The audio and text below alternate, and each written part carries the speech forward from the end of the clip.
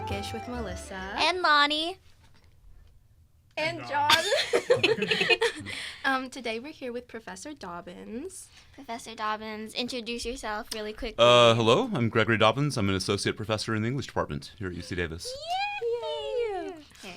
We're super excited to have you, Professor Dobbins. Thank you. I'm excited to be here. We've been talking about you. We've name dropped you a couple times. We have a list. You were the first person on our list. Oh, well, thank you very much. Professors. Thank you very much. I'm quite flattered.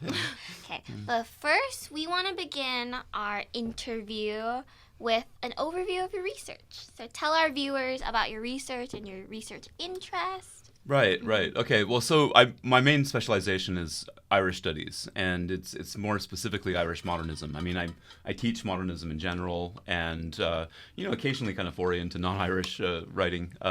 But for the most part, my primary focus is Irish studies. And at this point in my life, probably it's going to remain my main focus. It's once you hit a certain age, you do what you like, and that's what I like, and it's kind of what I've always liked. Currently. My first book, which came out, was basically about laziness and the revolutionary implications of laziness, and in Irish modernism as it's represented by Yeats and Joyce and Beckett and people like that.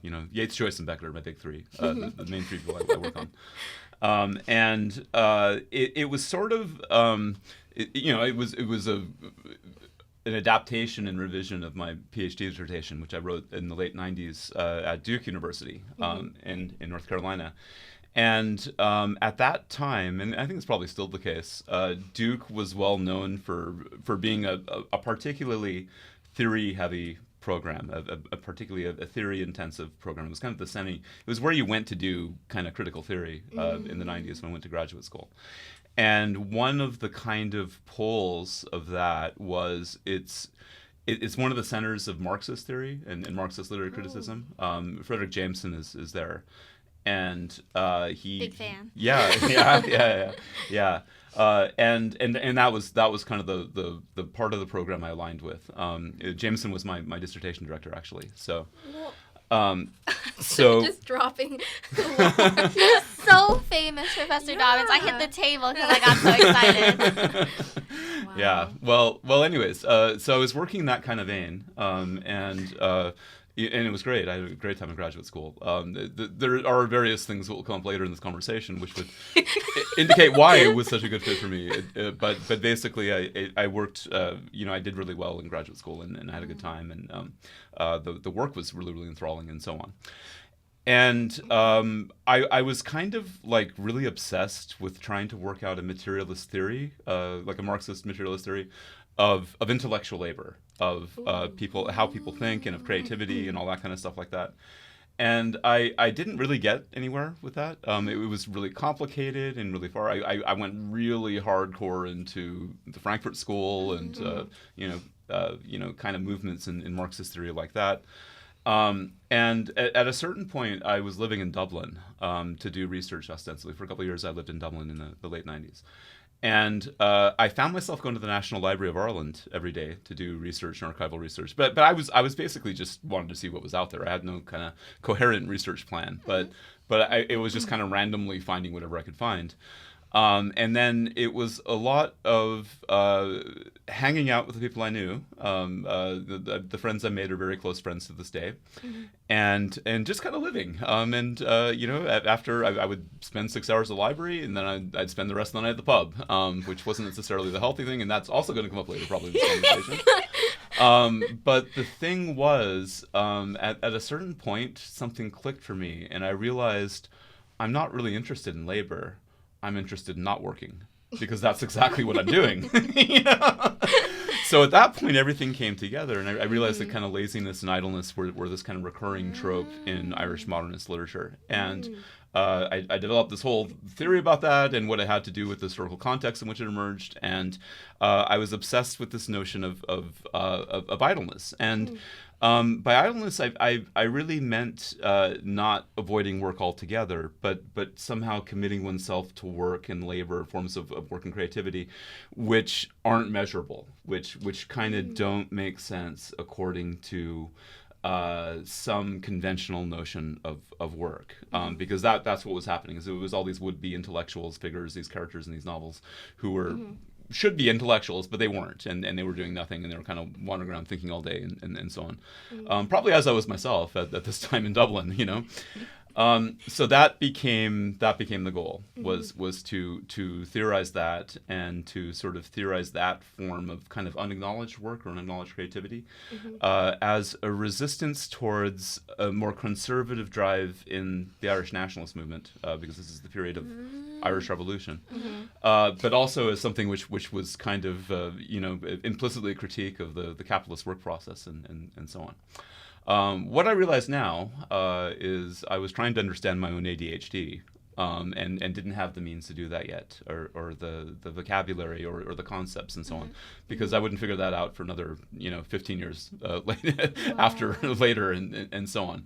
But basically that was my first work, and it was a theory of Irish modernism in relation to idleness. Okay. So that I did that. I was hired here. The first 10 years of my career here were a blur. And revised that, published that, all that kind of stuff like that. And then my next project was going to be a cultural history of British literature and British culture in the 1970s. Was this right after? Yeah. It was. I was already starting to do research on that. And that project came up out of a random question at my job interview here, in which I had talked about everything I could talk about possibly. Over 2 interviews, and was finally asked a question, and I realized that there were like 3 things I hadn't talked about that I know a lot about: Northern Irish poetry, punk music, and 1970s football hooliganism.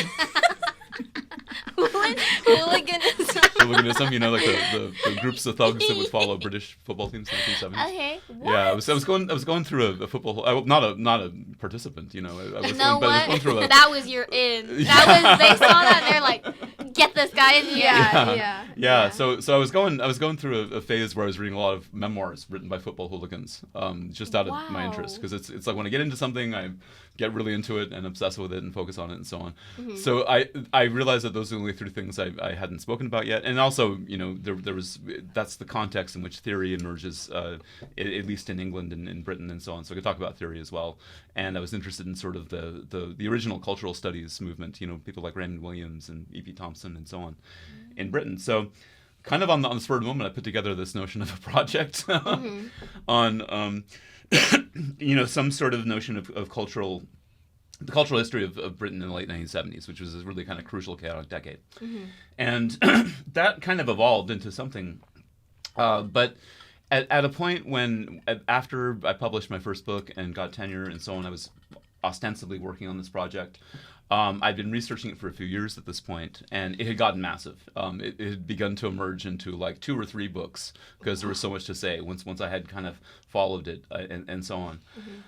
And I was kind of stuck because there was just so much to do. And at the same time, I went through a considerable amount of chaos in my personal life. There was massive issues in my personal life I had to sort out and work with and so on. So that project got kind of sidetracked. Along the way, at a certain point, I was asked to write a couple of essays for some volumes that were appearing, about Irish modernism. And there were 2 different, separate, disconnected things I was asked to do. One was about a writer I hadn't read too widely before, James Stephens, and it was about another obscure writer I wrote about my book. And then the other project, it was being edited by a friend of mine who was kind of trying to rethink the Irish literary revival in the light of complexity theory, from the sciences. Which I didn't know anything about either, but basically, us either. Well, no, Colin Milburn would be the one to speak to that really, because it's sort of that. So the thing was, I was at a point I had all kinds of issues in my personal life I was getting over. I needed to start to publish things and stuff like that, and I agreed to do these 2 essays and so on.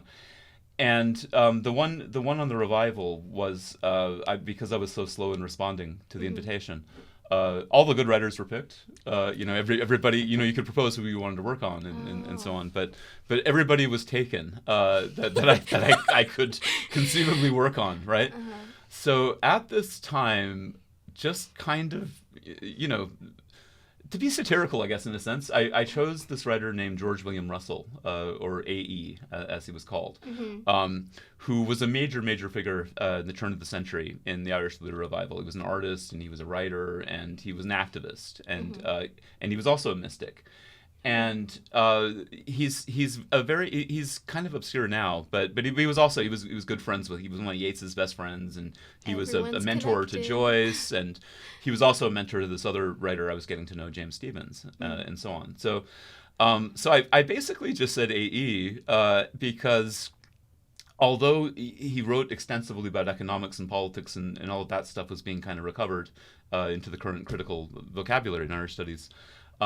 Everyone is very, very embarrassed by A.E. because of his mysticism and his commitment to a movement called Theosophy, which was one of these esoteric occult movements that kind of emerged in the late 19th century and so on. And basically, I thought, okay, these two essays kind of go together. And James Stevens had been actually influenced by A.E. and A.E.'s mysticism.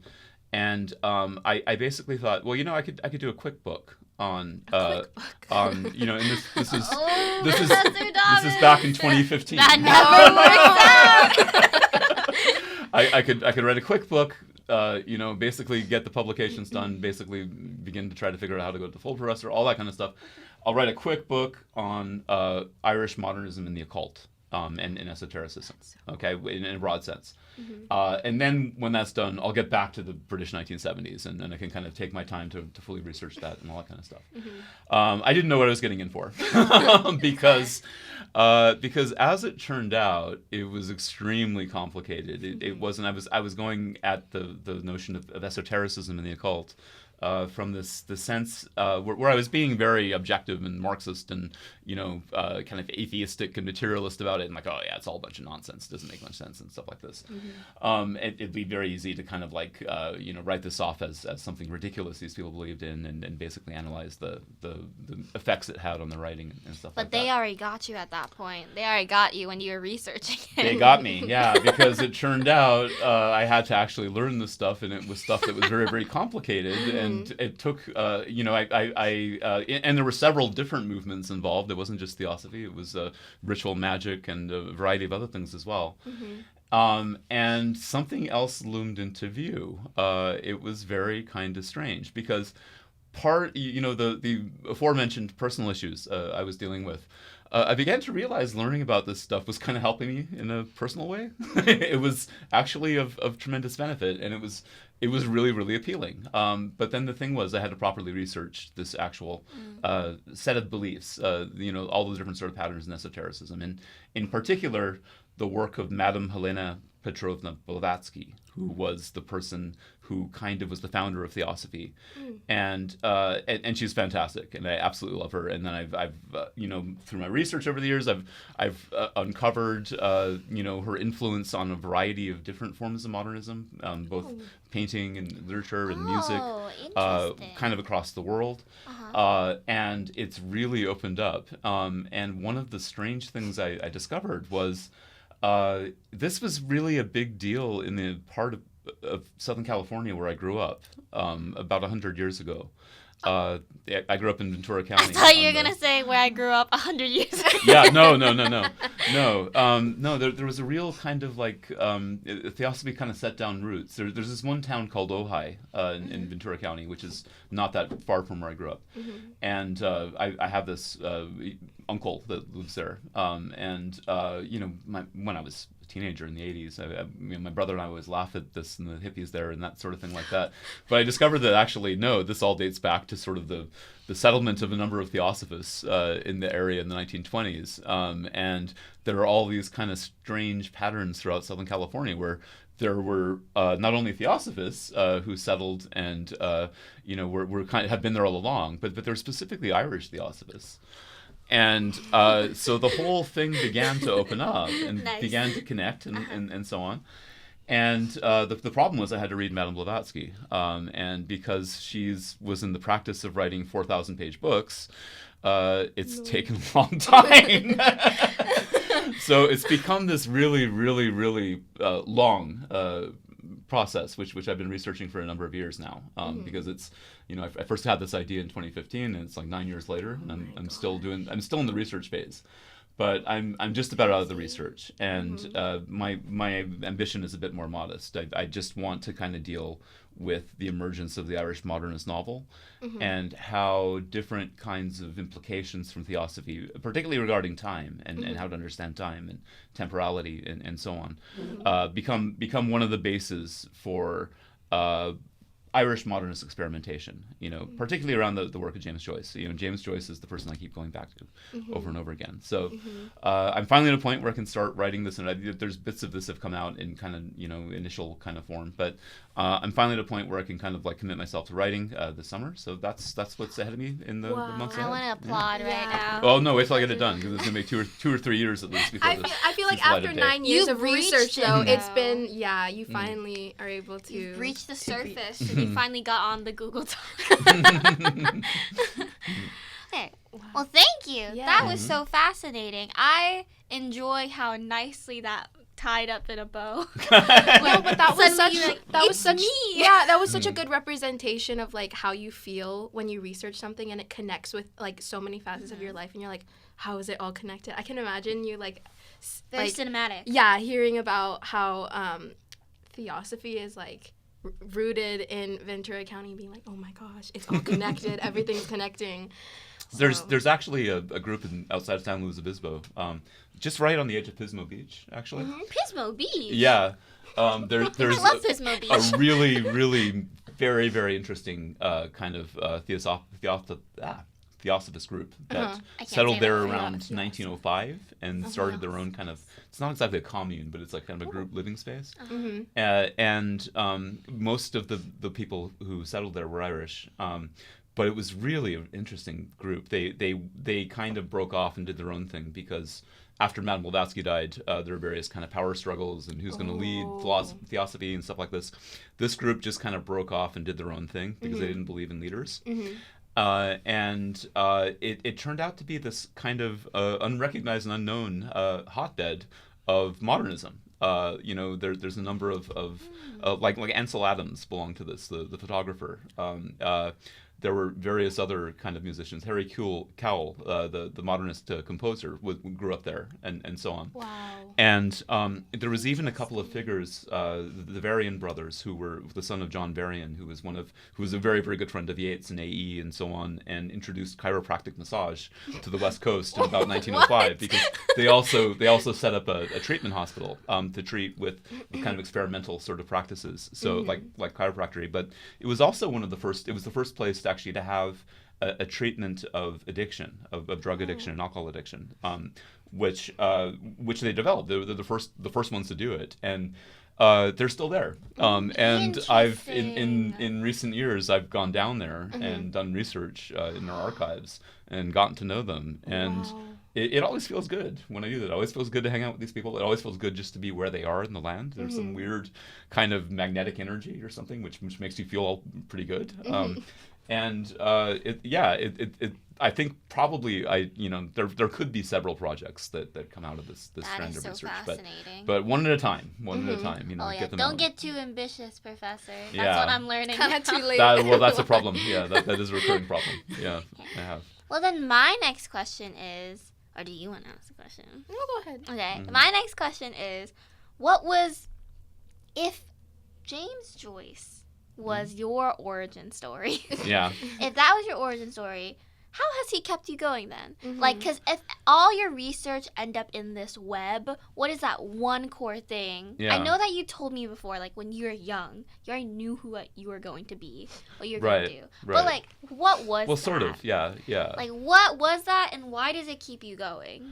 Right. Okay. Well, one reason it keeps me going is because James Joyce can never be exhausted. His work, Ulysses and Finnegan's Wake in particular, are so complicated and so that there's so much there that if you're into it in the first place, it's something that can't be exhausted, because there's just so much to uncover. There's so much to kind of dig out. When I was a child, before I was a teenager, but before I got interested in literature, when I was really a small child, I wanted to be an archaeologist. And there is some kind of elaborate analogy between my notion of what literary criticism is, and particularly the works of James Joyce, but some others as well, the people I keep coming back to. There's some kind of analogy between that and archaeology, in a sense, where you're kind of literally digging kind of possibilibilities out of the text. They're situated in a historical moment, and they're meaningful, and they need to be sort of understood, and all of that kind of stuff. So I was kind of primed for it in some general sense. I mean, when I was a child, I was 6, I saw Treasures of Tutankhamen exhibit as it toured the country, and that gave me the ambition. And then when I was 9, Raiders of the Lost Ark came out, and then that kind of said it. It's like, yes, I want to be Indiana Jones and that kind of thing. You are Indiana Jones, but in the stacks. In the University of Dublin, you're in the stacks. They're like pulling like dusty books out of their shelves. The tomes out. Yeah, as long as I don't have to learn how to use a whip or anything like that, or encounter snakes. I'm just for the research side of this. But the thing about Joyce is okay, I encountered Joyce when I was 14. And I come from an Irish background. I grew up in Southern California. I grew up in a place called Thousand Oaks, which is fine now. It's kind of the furthest suburb from LA, or at least it was at the time. And it wasn't a suburb of LA when I was a small child, and it got kind of swallowed up by LA. It was a very small town of about 20,000 people when I was born in the early 70s, and then by 1980 it was like there was almost 100,000 people, because it was just kind of like the suburbs kind of like engulfed it in a sense, right? And I was from there, and I hated it. I hated it from early age. I was really alienated by it. And it was partly because it was very conservative. This is the 1980s by this point, and it was Reagan country, and it was very right wing, and it seemed to be very superficial to me. All the kind of typical complaints that people have about Southern California, I had them myself, kind of about where I grew up. And I don't think that anymore. I'm quite proud of being from Thousand Oaks, and I like going back there and so on. But at the time, I was a miserable 13-year-old listening to Black Flag and getting into punk music, and I hated everything and all of that kind of stuff, right? Now, my parents are Irish. My mother, more specifically, grew up in a small village in the southwest of Ireland, County Kerry, and my father was born in this country, but his parents were immigrants from Northern Ireland, and were Catholic. So they had to leave. One side of his family had to leave Northern Ireland for political reasons, actually, earlier in the 20th century. So Ireland was always kind of on the horizon, because we always had, every cousin we had who could possibly visit Southern California on a vacation from Ireland came through at some point in my childhood. But we were, we were going back there, and there were various connections that were kind of there. So when I was 14, I was about to start high school. I'd spent that summer in Ireland and loved it, and really, really, idealized it. Came back to Thousand Oaks and hated everything once again. Got further into punk music, further into the kind of pose of the would-be dissident artsy type. You're like, get out of my room, Mom. Yeah. Well, no, I mean, like, me and my friends, we were like, we were honor students and we were good students and so on. But we were the ones who wore black and had experimental haircuts and listened to strange music, and on our own, we're getting into modernist literature and philosophy and all that kind of stuff like that. And this is before the internet too, so it was a lot hard to do. It was much harder to do with that kind of thing back then. So one day, before I started high school, I was in the garage, because my dad's old books from college were in the garage, and I was just kind of browsing through them looking for something, and I saw a book called Dubliners. And I was vaguely aware of the name James Joyce, but I didn't really know much about him or anything like that. So I grabbed that, and then I thought, Dubliners, okay, I was just in Dublin 2 weeks ago or 3 weeks ago. I'm going to read this, So I read these stories, and have you read any of the Dubliner stories, either of you? No. Yeah. Well, one of the strange things about them is they don't really have plots. Nothing kind of happens. And I read these stories, and things would kind of begin to get going, and it would seem to be like something's about to happen, and the story would end. And I was absolutely puzzled by this, that like nothing happened in these stories, that we just had these characters, and they were usually in difficult positions. and there was some sense of incompletion, and the writing was very, very kind of minimal, and all of this sort of stuff, and I just couldn't work it out. So I read this over and over again because I have this tendency to get into something or want to get into something, then I fully get into it, and obsess over it and stuff like that. And then eventually kind of patterns began to reveal themselves, and I began to see, okay, this is about oppression. It's about sort of the repression of Irish people in the late 19th century, early 20th century. And it's I was getting into socialism and stuff like that at the same time, and that began to see how these things might connect. So that was the seed. But then it was maybe a year or two later, I read Portrait of the Artist as a Young Man by Joyce. And I like that even more because it's mostly the testament of a pretentious, miserable, obsessive and anxious 15-year-old. Professor was like, tick, tick, tick. Yeah. I just didn't realize at the time. I realize that now. But I encountered this character, Stephen Dedalus, and this is embarrassing to admit, but I completely identified him at the age of 15, 16, because he seemed just like me, 100 years ago, in a different context, a different place, obsessed with different things and freaked out by different things. But I really, really got into it. So then, of course, the next thing to do, I knew who Joyce was at this point. I was reading books about him and starting to get to know his life story and stuff like that. So then it became time to read Ulysses. The summer between my junior year and senior year of high school, I read Ulysses. I didn't have any help, didn't have any guides or anything like that. I just did it on my own, which is, I now know, not the best way to do it. I think I probably understood about 10% of it. But I was in at that point. It was giving me everything that I felt like I needed in my life, and then that became the core of everything for me. Wow. At least for that. So I went to college. I was sort of a history major at first, and then a history English double major, and I was into a wide variety of things. But at a certain point. It's partly because I took classes on Joyce taught by a man named John Bishop, who is one of the great Joyce critics of all time. Yeah. Who's just really, really, and he became my mentor in college. Wow. Or one of my two mentors. There was another professor I got quite close to also, and it just kind of unfolded to me, and I started to get into Finnegan's Wake, which John was a specialist in.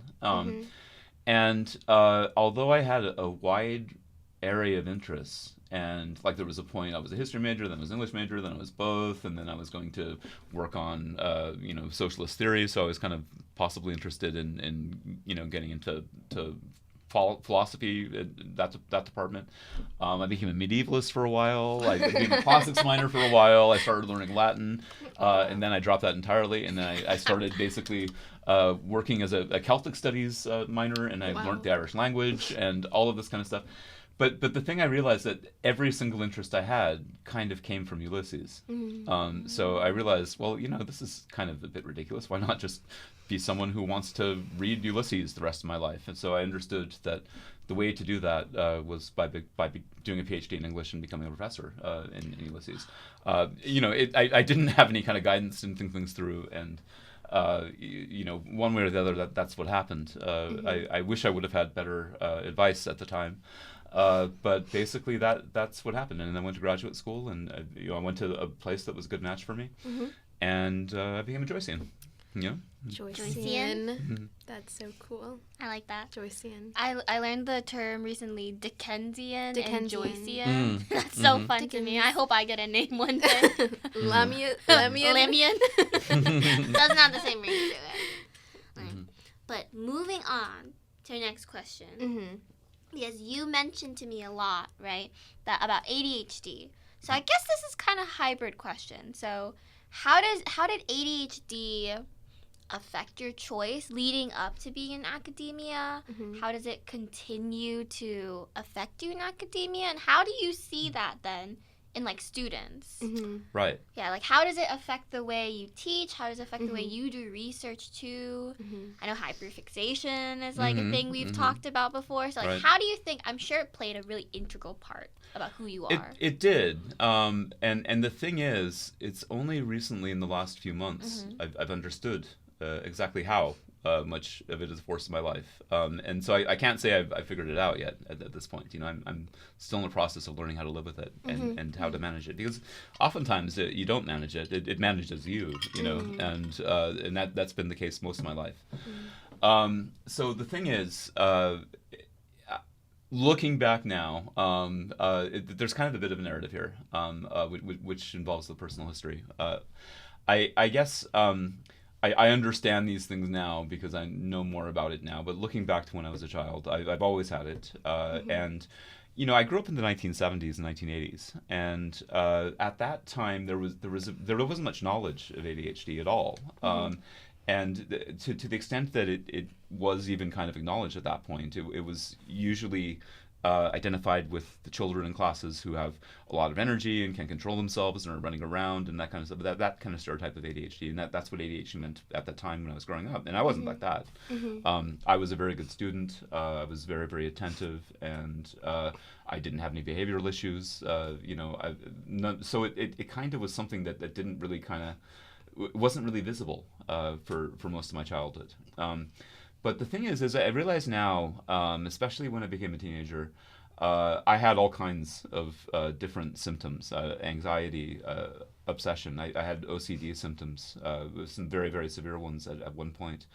The capacity for panic, you know, the beginning of you know, signs of depression at different kind of moments and so on.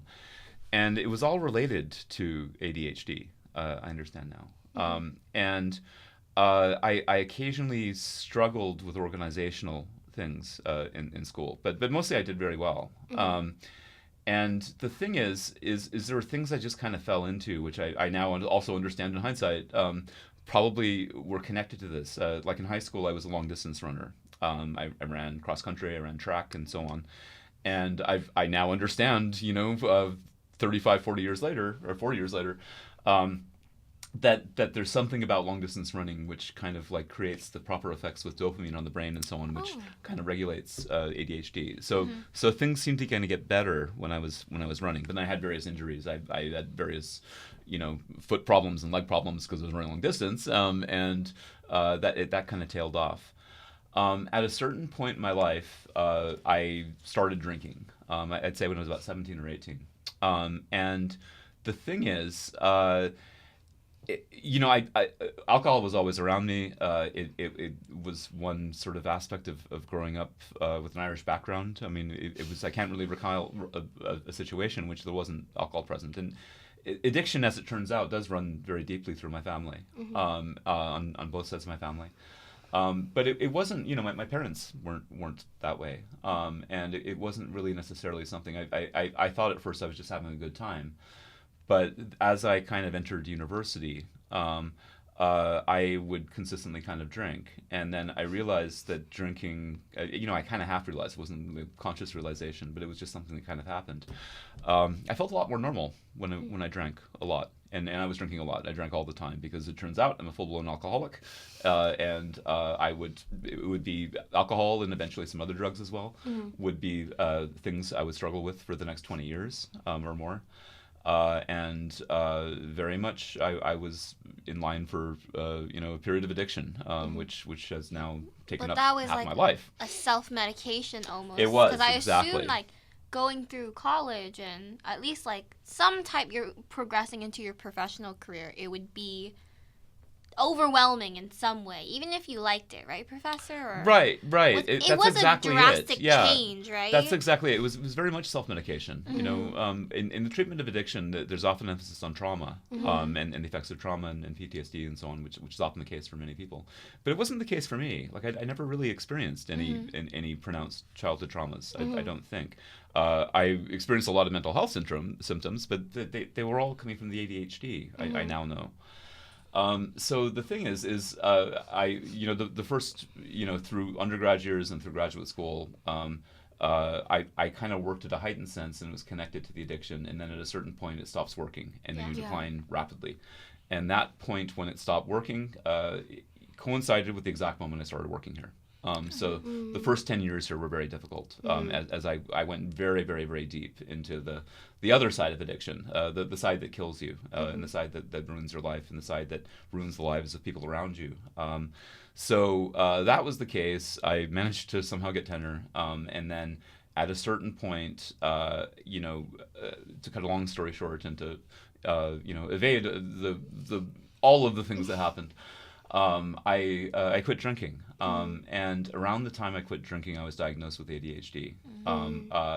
Because some people in my life, but also my doctor said, you definitely have signs of something, and it's either bipolar or it's ADHD or something, but we have to get you diagnosed and so on, and see what the deal is here. It ended up being I had it quite severely, and I went on medication at that time. But at the time, I had to focus on recovery. I had to focus on sobriety, and had to focus on stopping drinking, especially. And that took a long time. It's more than 11 years since I quit drinking and since I've been sober.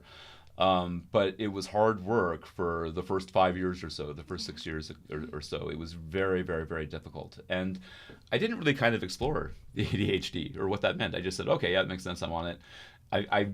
As I began to do things more soberly, as I began to teach and reconstruct my career and all of that, I realized that, there's patterns just the way I lecture and the way I talk and the way I get into things. Well, I quite clearly have ADHD, and I better warn my students that this is what they're in for, you know? we were gonna say, because Lonnie and I took your 125 class.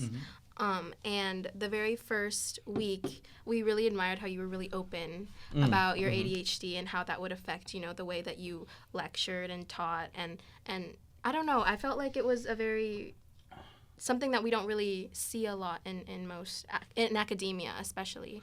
Yeah. Well, that's nice to hear. It's more a warning to the students, like, this is what you're in for. If you can live with this. I think that in a way we see our professors as like almost infallible. You guys are accomplished. You guys are obviously teaching us things. But in a way that also makes it a little hard to approach people and hard to get to know our professors. And I think the best part about college is you get to really work with your educators.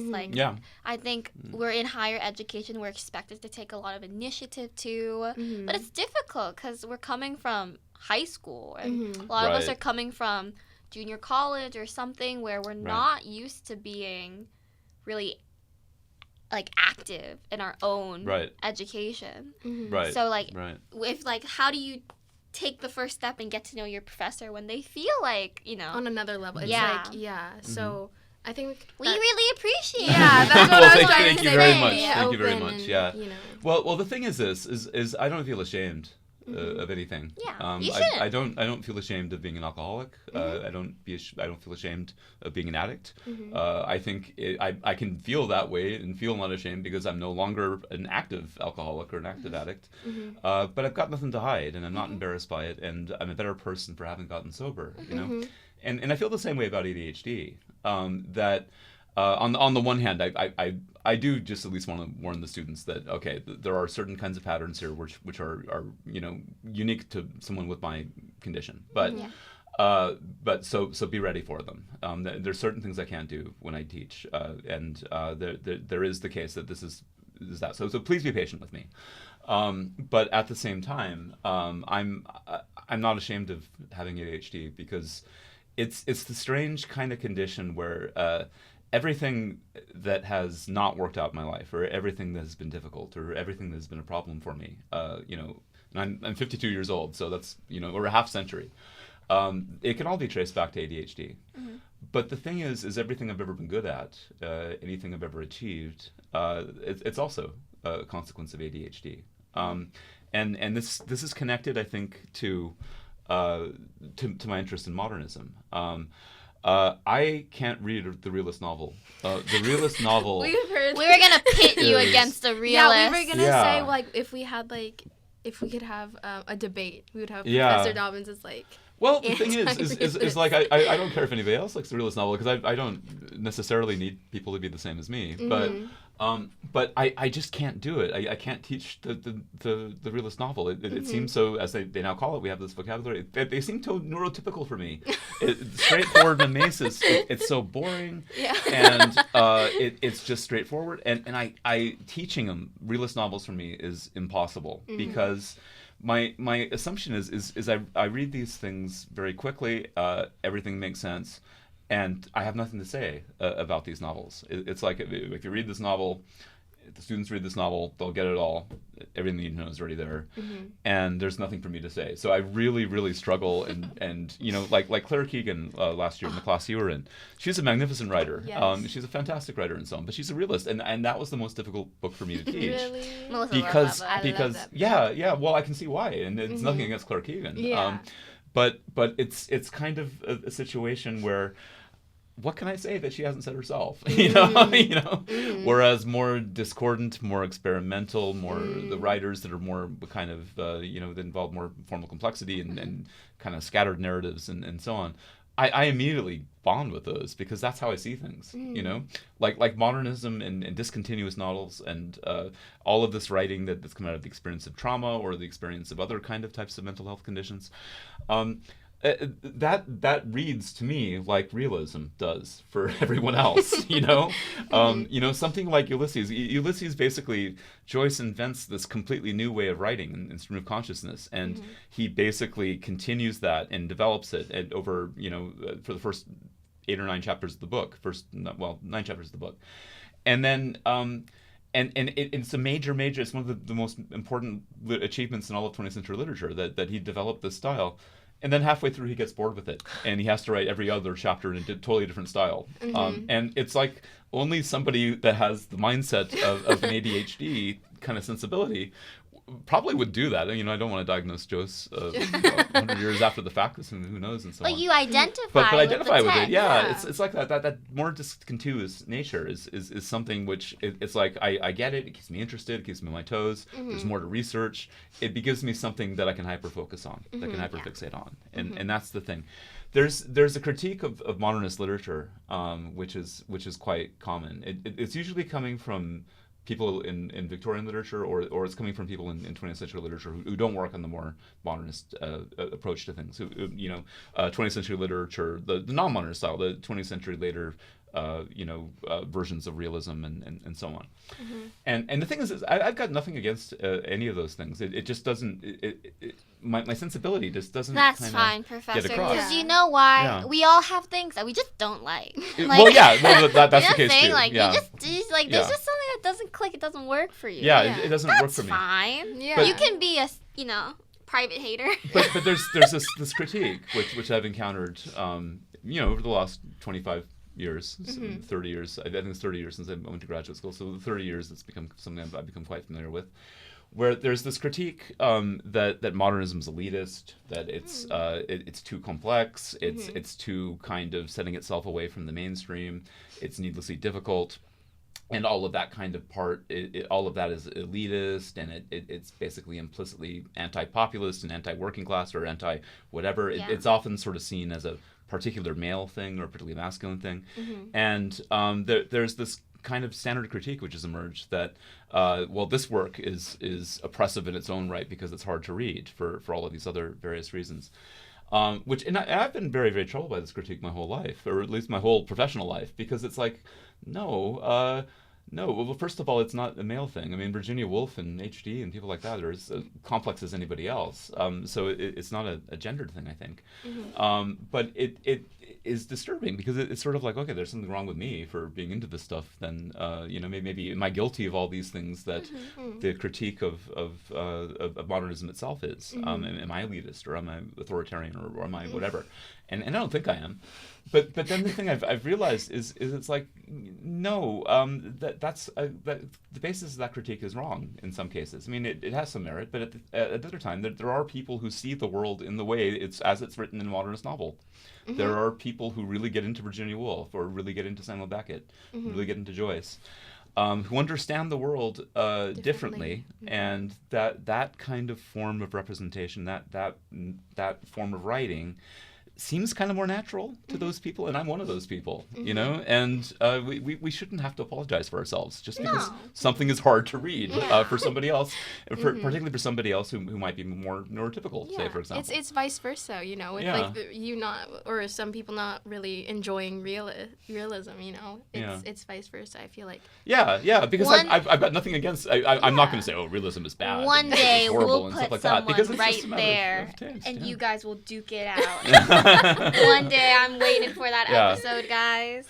Well, I'd be happy with that, and I don't think it would be a conflict because it would be an interesting. It would be a duking out. It just means that there are particularities that everyone has that come out of the nature of their personalities and that come out of the nature of the various kind of aspects which intersect into their identity. And in my case, addiction is part of that, and ADHD is even more strongly a part of that. And it's just who I am, you know, and I have to learn how to live with it and manage it, and you know, not end up, worst case scenario, because those are conditions which can lead to a worst case scenario. But as far as there was one other thing I wanted to say about the teaching, that I'm still learning how to do it. So the thing is. Last quarter, actually, it's recent to that. I had a TA who had a very similar profile to me. I won't get into specifics, but I found it a very productive working relationship. And this TA was able to kind of connect the dots between ADHD and addiction and recovery. In a way that finally made sense to me. And this is also a typical kind of ADHD pattern where it's like, okay, you're diagnosed with ADHD in 2012, you vaguely know what it's about, you go on medication, the medication makes things work better but doesn't solve things. You know, it's like I never focused at that point to find out what that fully entailed. But when this TA I had began to connect the dots, all of a sudden things became more clear to me, and things began to make sense. And then I thought, I have to look into this. So then over subsequent months, I've gone full bore into research into it, and I've realized that this is really something that explains everything about my life in every kind of way. And on the one hand, teaching is difficult with this, and I don't have confidence often. Every time after I teach, I think it hasn't gone well. And because it's the way that the ADHD mind works, you kind of speak too quickly, and you speak before you fully figure things out or fully thought things through. And if it's something I've taught before, if it's a text I've taught before, it's a class I've taught before, then I'm used to it, and the routine's a bit better. Although I still become hyper aware, because that's something that happens when you have ADHD. You become super, super self-conscious after the fact. Did I do something wrong? Did I say something wrong?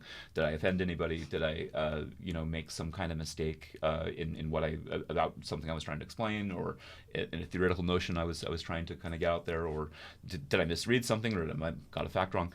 You're obsessively plagued with these kind of doubts and these kind of thoughts whenever you do anything with ADHD. And it can get out of control. The class you were in a year ago, the 21st Century Irish Women Writers. Okay, I was on.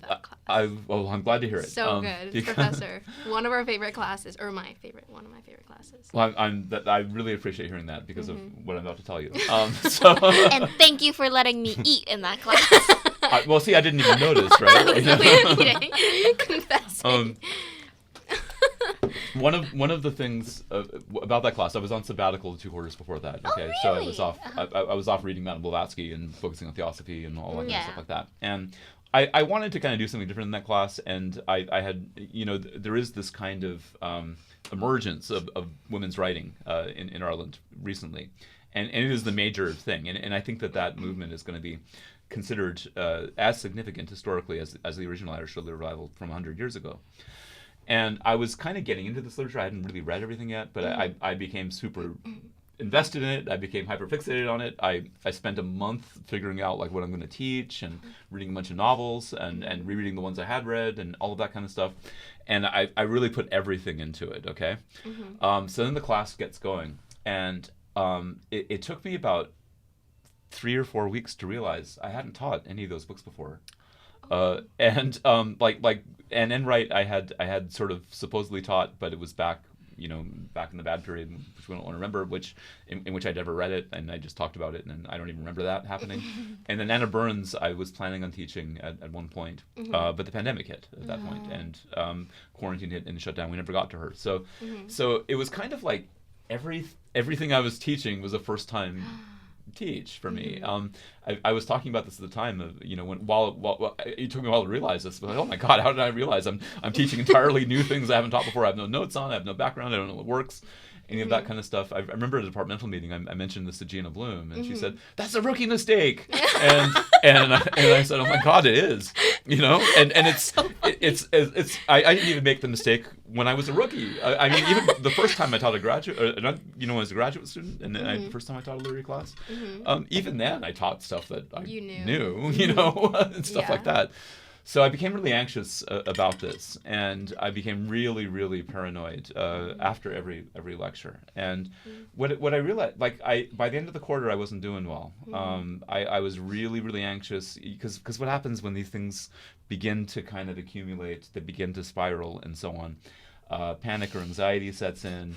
And it gets worse and worse and worse, and you go off a deep end, right? Yeah. And it's a very scary deep end. Yeah. And I was kind of on the edge of that last quarter, and then there was all kinds of other stuff happening just in general. There was the killer, and there was all that kind of stuff, and there was crazy, various kind of issues in general to deal with, and so on. But basically, I realized what it was. I realized that, you remember where that class was taught? It was like way over by the Mondavi Center. Yeah. The lecture building or something. Yeah, it was like it's like a coliseum. It's a dark cove. Thing. Right. Yeah. Right. It looked like a stage. It's what the room itself was kind of a weird room to teach in, because it's like, strange. At first I liked it the first couple of weeks, and then I became like, wow, weird. because you kind it's of disorienting. It's disorienting, but you also can see very, very close up what each student is doing and reacting and so on. And when students don't pay attention, when they're clearly not paying attention, that makes me anxious, and it makes me freak out, and I begin to spiral while I'm lecturing. And then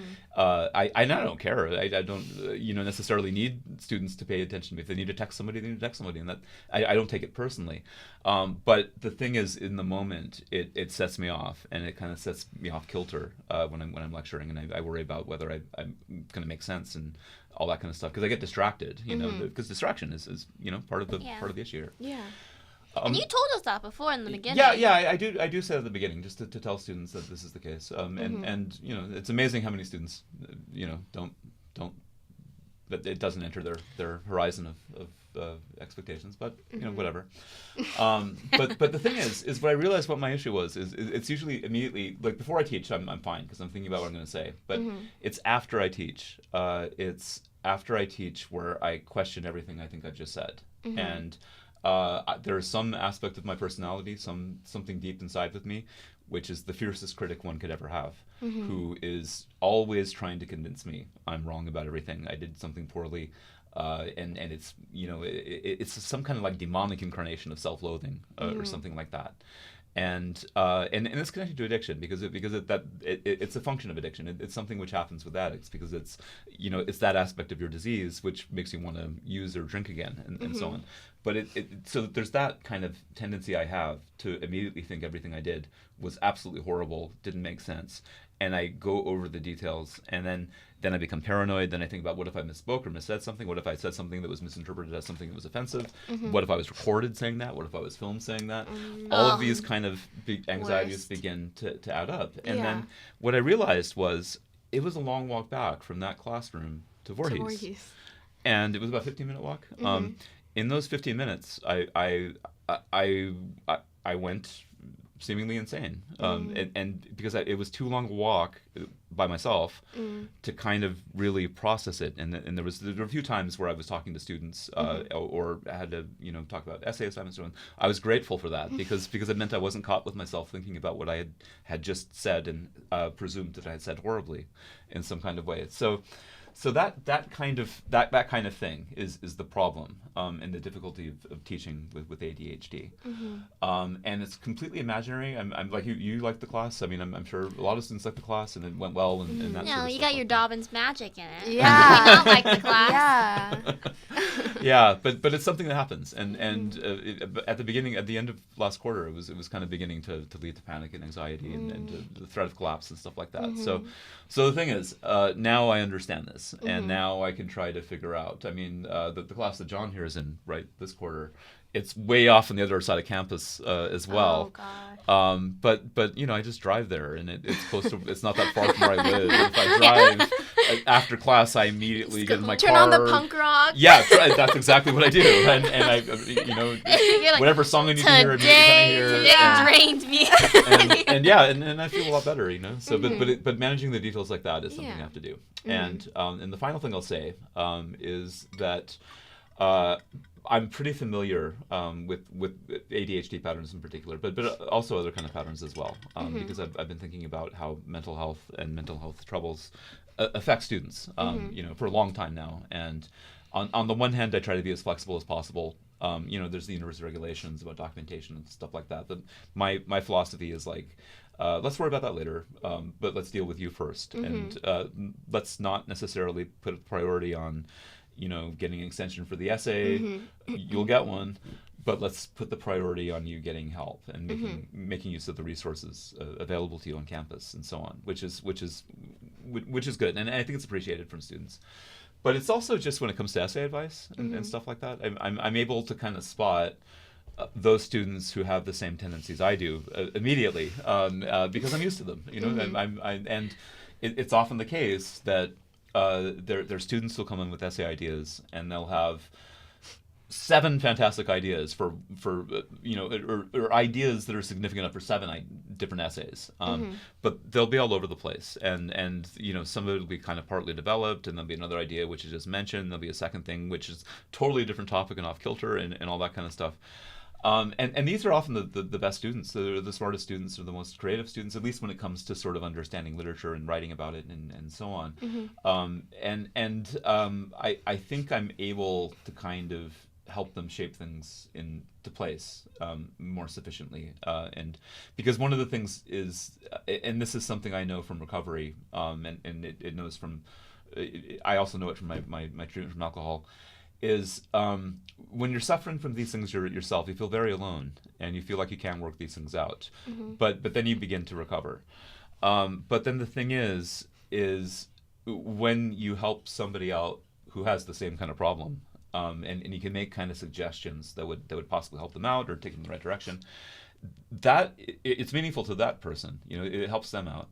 But it helps me out. It's my own stability is dependent upon this, because it's just how it works. It's something kind of very, very strange where I might not be able to figure out like my specific chapter I'm going to write this day, and it might be all over the place, and it currently is all over the place, and my own kind of take on this. But when I see someone else's work and I see how it's all over the place, and I can basically make suggestions to shape kind of ideas into place, that actually benefits me tremendously. It makes my own work more manageable. It's this weird kind of symbiotic thing, and that is what I do, and I think it does work out with the students who don't have these patterns, and who kind of think in more familiar terms. Usually the issue is that they basically understand the book, and that's all they understand. They summarize it. They have ideas what it's about, and they're good, and then they might write fantastically.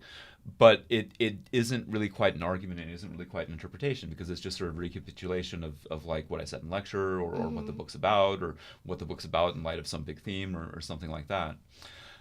With those students, because I've come off kilter looking at things anyways, I'm able often to kind of say, well, what about this, and this? If you look at it from that angle, you get something different. And then often the light bulb goes off, and it's like, oh, okay, yeah, I can see it now, and then they're fine, and then it works in that way. but it's I hate grading essays. Grading essays is the worst aspect of this job. But in the lead up to the essay, Us too. But the whole process of I have endless office hours. I have as much time as I can to speak to as many people as possible.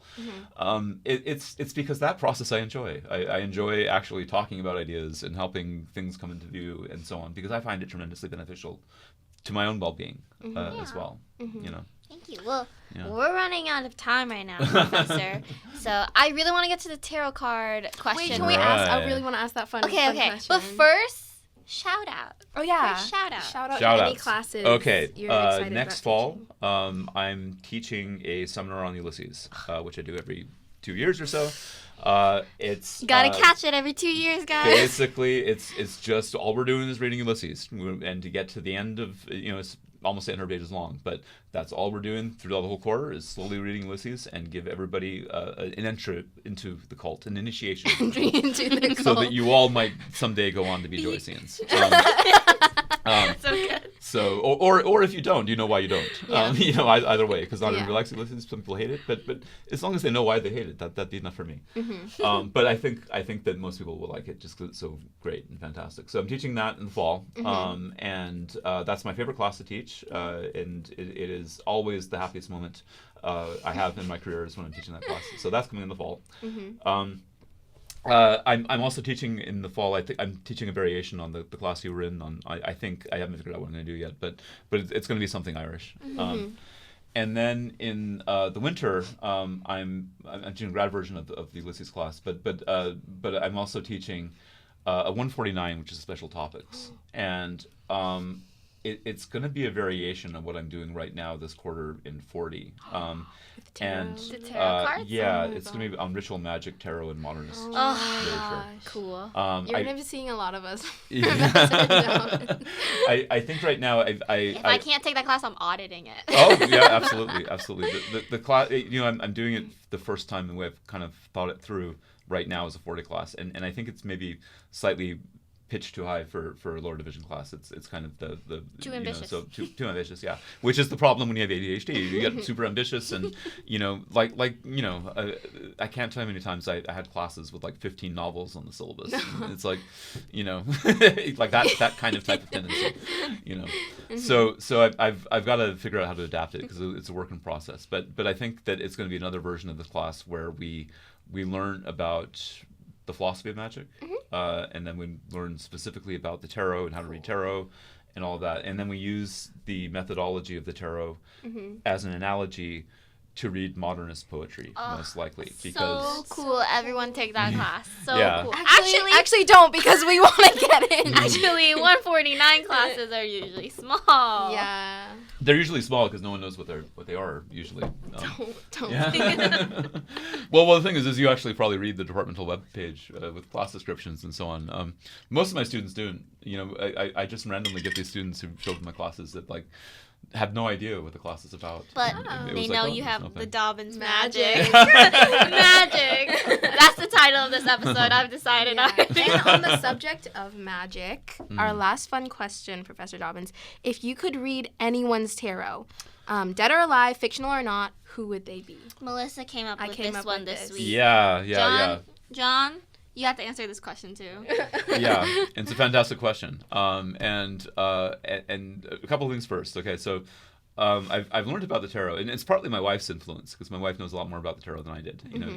At a certain point, things kind of came together, and then I realized that all of these people who were into the tarot when it kind of emerged, the kind of standard modern deck, the Rider-Waite deck that is the most familiar one. That emerged from this organization or this group called the Hermetic Order of the Golden Dawn, which was a group from the 1890s based in London who were magicians and basically were trying to conduct magic and stuff like this. And A.E. Waite and Pamela Coleman Smith, who designed the deck and produced the deck and so on, they were members of this group.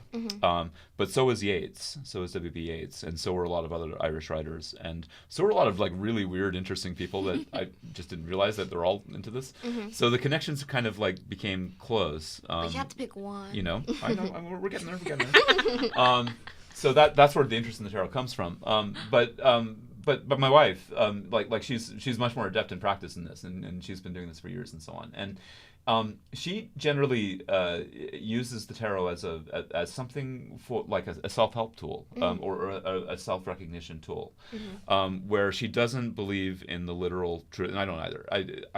We don't believe in the prophetic nature of the cards. We don't believe in we're reading the future, or there's some sort of literal notion about, oh, this is what's going to happen and so on, because the whole point of the tarot is it's against literalism. It's about symbolism. It's about sort of analogy. It's about metaphors and so on. And the thing is that's how I've come into it through her influence. And when I do tarot readings, I only do them for myself. I never do them for anybody else. And I'm a neophyte at this. It's just I'm just learning about this stuff.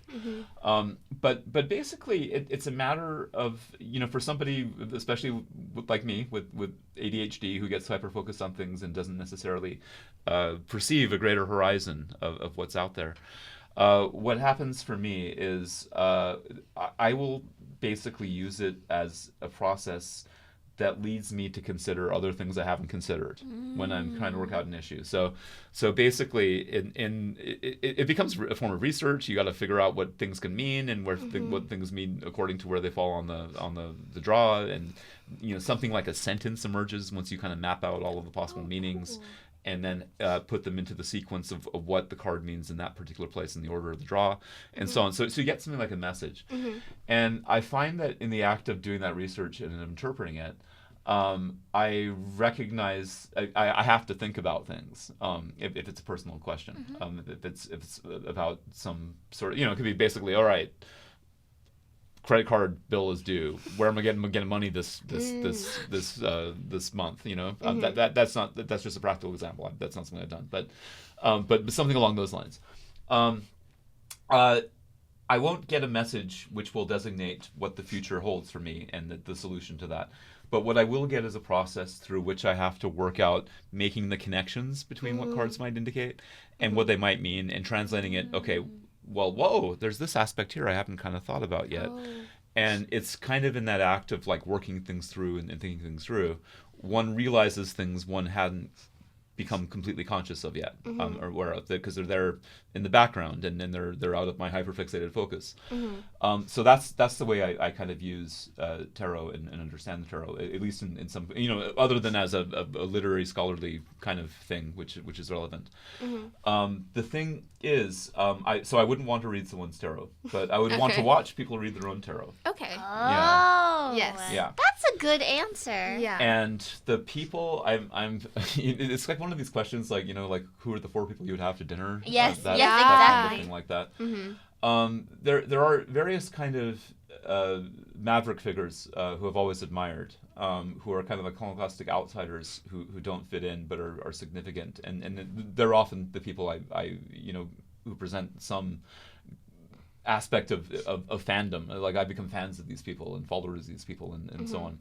And they're almost always, writers would be expected, but they're almost always musicians or soccer players, because those are the main 2 things I'm interested in. Hooligans. Yeah, yeah. No, I'm post hooligan now. If you've read one football hooligan memoir, you've read them all. Because basically, it's like, oh, I grew up poor, I grew up in this, I grew up miserable and working class in England, and then I started beating people up. Yeah. Then I got old, and I quit doing it. That's what every hooligan memoir. Their appeal was exhausted quickly, in a sense. But no, there's these kind of strange figures that are fascinating. Johan Cruyff is a Dutch soccer player from who was at his heyday in the 1970s. He later went on to be a coach, and he died young. But he's this kind of maverick figure who reinvented the game and had this. I tend to equate him with being a modernist poet, because his approach to soccer and how to understand soccer and how to play was a bit similar to a modernist writer's. That you do everything differently, and things don't map up traditionally, and then you get something new, and that something new is effective. So Johan Cruyff would be somebody I would be interested in watching him read his tarot, because he would probably be initially very, very skeptical of what it might mean. I would also be interested, holding this thread, Jurgen Klopp, the coach of Liverpool, who's about to step down, who's somebody I've really kind of he's like 2 or 3 years older than me, but I began to see him as kind of another father figure, in especially wise figger that I always pay attention to. So Jürgen Klopp would be somebody I'm interested in.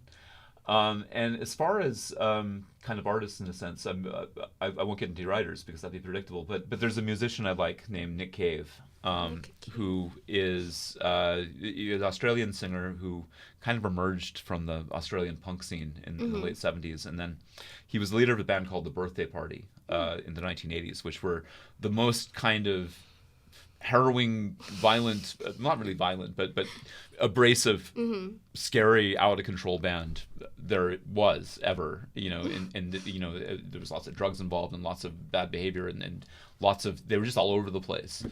But Nick Cave, from the beginning up to the present day, is a remarkable poet, and for me, he's up there with someone like W.B. Yeats, who's my favorite official poet. And he's had a long career and a long kind of journey.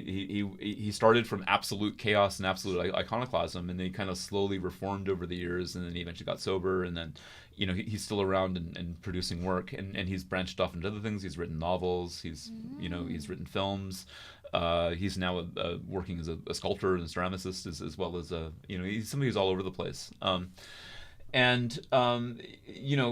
For the last 20 years or so, 25 years maybe, he's been sober. So a lot of his work, and he eventually got married and he had kids and stuff like that. So there's a sense that he's been reformed, but he writes about all of these things in very, very interesting ways. And then more recently, he's suffered a number of tragedies where some of his children have died and so on. And his reaction is it's a harrowing kind of presentation of melancholy, but he also maintains a very dark and bleak, but nevertheless it's there, sense of humor about everything. And he's just my favorite songwriter of all time. And he actually runs a blog now where fans can write in questions, and about a couple times a week he'll respond to a fan question. It's Nick Cave's Red Hand Files. It's all of this kind of stuff, and it's fantastic. It's so amazing, and it actually is very, very helpful. So I would want to see Nick Cave do a tarot reading of himself, of his own thing like that. Those are good answers. Yeah. I don't have an answer to this week one. That's so good, Professor Dobbins. Yeah. Were you gonna say? What were you gonna say? One last thing, I should throw in a writer there, and I'll just say the name. I think Virginia Woolf would be an exceptionally very, very interesting.